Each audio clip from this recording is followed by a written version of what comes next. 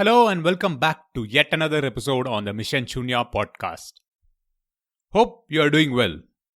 I know this year could have been tough for you on multiple fronts, so hope you are looking forward to a new wave of energy and enthusiasm as you head into the new year.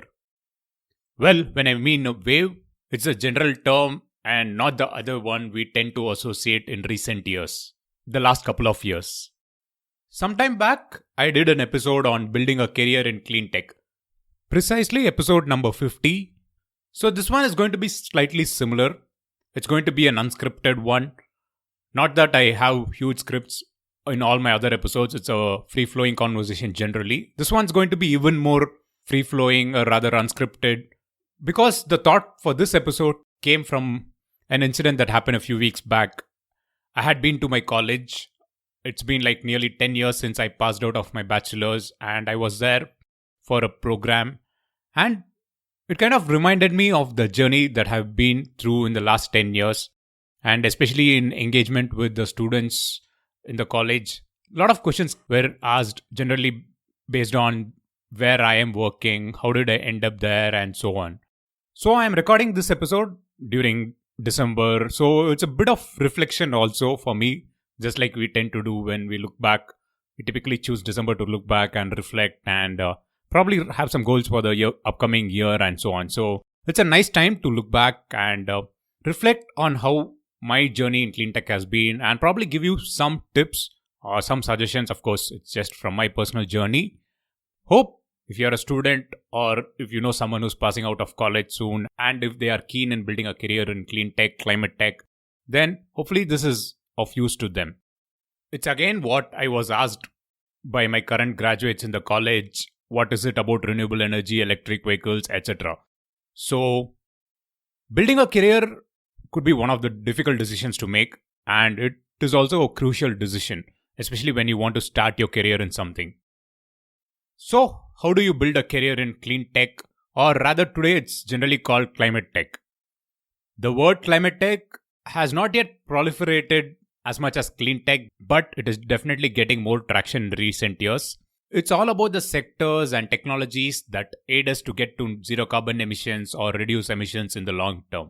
So, clean tech will probably be replaced by climate tech as we go forward. So now to my story. Honestly, I should admit that I didn't know all of this when I took up this career or when I got started in 2010 or 2011. So in 2010, when I was looking for career options, I probably didn't know much of this. All I know was I was interested in electronics. I was generally drawn towards electronics by physics and generally picked up engineering because of that. So careers are basically decided by your interest, hobbies, passions, etc. So that's how I ended up in engineering. And while I was doing engineering, I was exploring all the options that was possible, and electronics engineering happened to be a good bet because you could specialize in a range of subjects when you do your masters. So getting into renewable energy was not the first choice that I had, but 2011 there was a big incident, the Fukushima nuclear disaster happened, and during the time when I was looking for all the options that were available, incidentally I happened to find one in solar energy at that point in time. So that is how I got drawn into this. But of course, I have been a cyclist for a long time and cycling was one of the active passions for me in college. So that was another reason why I was drawn into energy, renewable energy at that point in time. So as a graduate, you have to make a choice, make a decision, and that's a big decision that you will be making. At this point, I would like to remind you that episode 50, when I spoke to Rajesh Bhatt, the CEO of the first company where I worked, you can listen to the entire conversation on how he kind of motivated youngsters like me to join a clean tech industry at that point in time. So definitely check that as well after you listen to this. So that is how I got into clean tech. But let me tell you, that was a risky decision at that point in time. Why?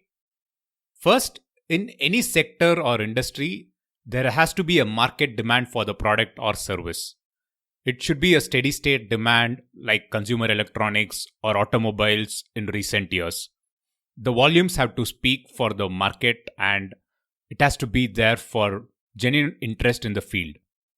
Second, the technology that you're going to work on should be really a game changer or should be something that is really revolutionary in terms of performance and price. And third, there must be something significant in terms of a policy push or government interest, or even for that matter, investor interest in the technology or sector. Well, when I joined renewable energy at that point in time, all of the three that I mentioned was not there, or rather, the interest was low in all three fronts. India at that time in 2010, 2011 was actually trying to ramp up the electrification rate across the country, and solar power was pretty expensive globally at that point in time. And there was no major policy push, but of course, there was some amount of policy push. And when I talk about investments or investor interest, it was very low because early 2000s, there was a lot of interest from venture capitalists who were putting a lot of money into startups, but that kind of didn't take off as expected. So towards the end of 2010s, early 2010s, the interest was waning down. So in India, at that point, it was not really there. But as we look back, everything has changed in the last decade. In recent years, there has been significant interest from all three quarters. The technology is better, the government policy push is there, and most importantly, the investor money is coming big time in climate tech. And talking particularly of investor money, I will leave a short note about the trends and a link to a report that could be of use in terms of looking at the trends in recent years on the investments made by VCs in this space. So I keep joking about the way I got started and how things have progressed in the last 10 years from the narrative of the government policies. For example, when I joined in 2010-2011, the narrative in India was to have 20 gigawatt of solar power connected to the grid by 2022. Then, few years down the line, the target was amplified by a big factor. We had 175 gigawatt of renewable energy by 2022. And today, the renewable energy targets are like 450 gigawatt by 2030. So that was on renewable energy. But few years later in 2015, 2016, the narrative then shifted to electric vehicles because pollution was a major factor and electric vehicles started gaining interest and targets were set. Government has plans to kind of electrify the commercial vehicle space by 2030 and have about overall 30% EV penetration in the space. So that was around 2015, 2016. And towards the end of the decade in 2020, the narrative totally shifted to getting to net zero. So when is India or general around the world, where are countries in terms of the net zero targets? When is India going to get to net zero and so on? So I keep joking that when you look at your career and you look at what will you be doing in 20, 30 years time when you will be in the industry, you always have this government target that says like, hey, we'll get to net zero by 2070. That means there is a long-term vision of the government and everyone in the industry and every other stakeholder will probably work towards it. So you definitely have something to work towards running up to 2050 or 2070. Well, that's just a joke, but everything else has to fall in place. So in short, today a long career in clean tech is definitely possible. Or rather, I should say climate tech again. Now let's look at what it takes to get into climate tech at this point in time. Well, again, it's just my honest opinion, my views, but of course, everyone's views will generally evolve over time. So at this point, when I look back at how I got into the space and how I built a career over this time, the first point is being a little bit of lucky. So a little bit of luck is essential because why do I say this? The jobs in the space are not as much as the other major sectors, say for example, manufacturing, semiconductors, IT and other services. So the jobs in this space is not there yet.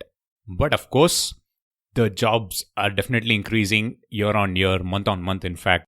So you will have to be a little bit of proactive, get into internships and other opportunities. Look for that in big companies. And of course, there are a lot of startups coming up. So be proactive and look for all those opportunities while you are in your final year of degree. And you can get there based on your interest. When I say this, there are a lot of jobs and every skill set is required.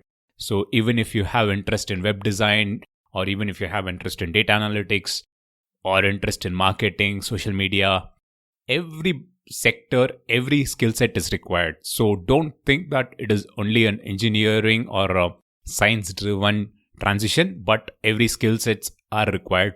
And especially the world of startups, there are a lot of opportunities for all the different kind of skill sets. So look for internships and other opportunities to get started in climate tech. There are a few, but they'll continue to evolve. So be proactive in the space. And talking of startups leads me to my second point. You'll have to get your hands dirty. The projects and jobs for early career professionals, ideally in this sector in climate tech, will involve a lot of field work. So be prepared to get your hands dirty in the first couple of years. Go to the field, look at projects, be it building energy plants, power plants, automobiles, electric vehicles, or so on. But of course, there are a lot of jobs that are based out of remote work, desktops, and so on. But look at opportunities where you can get to the field and get your hands dirty. Because the large volume jobs, like for example, manufacturing of electric vehicles or building renewable energy power plants, or even for that matter, decarbonization of sectors like cement, steel, all of them could be outside the big cities. So it could be a lot of travel and a lot of visits early on. Well, personally, in my case, it was close to about 4 years that I was moving all around India, looking at projects in remote parts. And it was a good experience when you look back. So be prepared to get your hands dirty. And the third point is all about a support system. Well, support system is general and it is not particular to any sector like climate tech. So wherever you end up working, ensure that you build a good support system in your career. Try to connect with professionals. But of course, in climate tech, I will emphasize on this point because in any emerging sector, the sector tends to be small. People tend to be more connected in the early years of the sector. So it is good to connect with professionals. Always look to connect with people across the experience spectrum. Especially try to reach out to people who are a few notches above you in terms of where you are working, so that you get their perspectives on how you can pace your career. And most importantly, when there are opportunities in terms of jobs or career prospects that are opening up, this support system will definitely help you.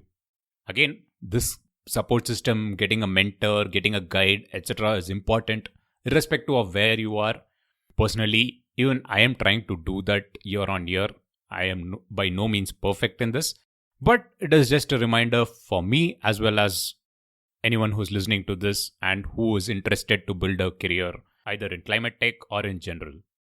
So finally, the 3 things that I think is very important for you is a bit of luck. Well, of course, everyone can create their own luck.